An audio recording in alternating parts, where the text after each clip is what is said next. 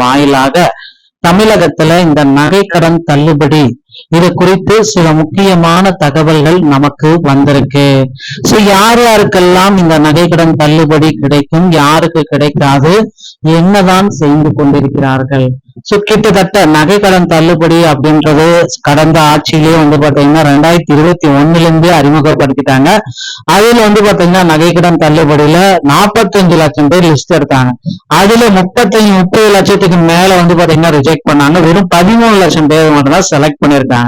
இதே போல இந்த நகைக்கடன் தள்ளுபடி அப்படின்றது எல்லா இதுவுமே ஆட்சியிலுமே அறிவிப்பாங்கன்னு எதிர்பார்க்கப்பட்டது. ஆனா முதல்வர் விஜயுடைய ஆட்சியில மற்றும் தேர்தல் வாக்குறுதிகள்ல இந்த நகைக்கடன் தள்ளுபடியை குறித்து எந்த விதமான அப்டேட்டும் இதுவரை வரல.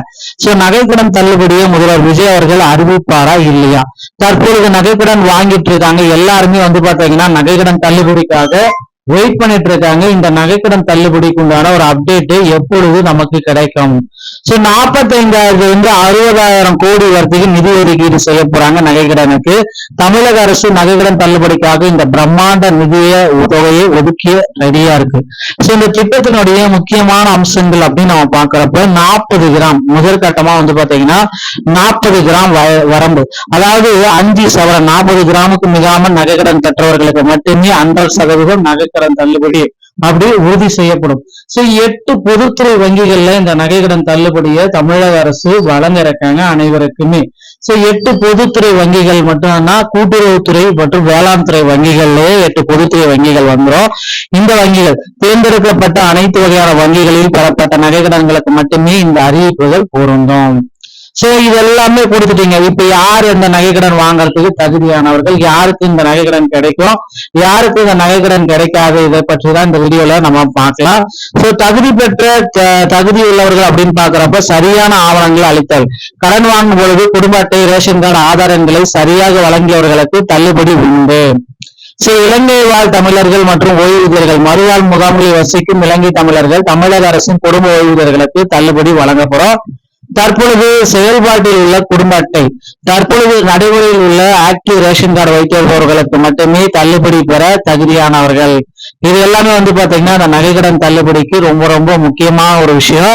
சோ தள்ளுபடி பெற தகுதி அற்றவர்கள் அப்படின்னு நம்ம பாக்குறப்ப 40 கிராமுக்கு மேல கடன் பெற்றவர்கள் பாத்தீங்கன்னா நகைக்கடன் தள்ளுபடி பெற தகுதி அற்றவர்கள். அதாவது 41 கிராம் இருந்தா கூட பாத்தீங்கன்னா 5 சவரனுக்கு மேல இருந்தாலும் உங்களுக்கு இந்த தள்ளுபடி கிடைக்காது.